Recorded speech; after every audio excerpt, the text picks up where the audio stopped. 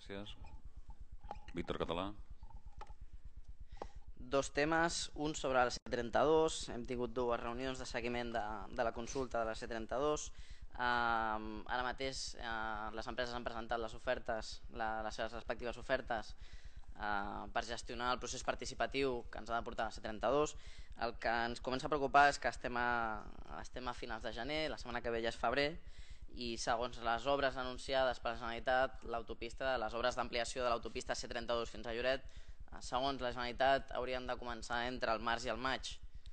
Segons els calendaris proposats pel tècnic de participació ciutadana i per com s'està enredarint la gestió d'aquest procés participatiu, si és un procés participatiu que ha de gestionar aproximadament entre 2 i 3 mesos per donar-se a terme, això vol dir que o comencem a córrer una miqueta o no haurem fet nosaltres la consulta sobre l'autopista i les excavadores ja estaran entrant en el Vilar. Per tant, demanaríem celeritat amb la consulta i el procés participatiu de la C32, perquè és això, encara no haurem fet la pregunta que ja tindrem les excavadores al Vilar. Per un altre costat, vam tenir una audiència pública o una reunió de treball al voltant de la problemàtica sobre el trànsit del carrer La Salut, en el qual una de les propostes que vam fer des d'Iniciativa Esquerra Unida i és vam demanar un estudi comptat dels vehicles que passaven pel carrer La Salut, per Jaume I i per Joaquim Ruyra, perquè volíem tenir dades sobre la mà, no només intuïcions de cadascú, que són apreciacions personals, sinó dades reals del trànsit que hi ha sobre cada vehicle, perquè ens temíem que el carrer La Salut tindria més trànsit que fins i tot Jaume I o la Rambla Joaquim Ruyra.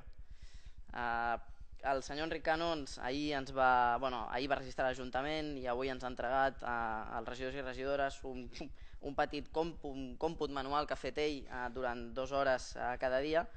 i sembla ser que el carrer La Salut efectivament és dels carrers més transitats. Per tant, independentment de quina sigui la solució que cadascú creu que és,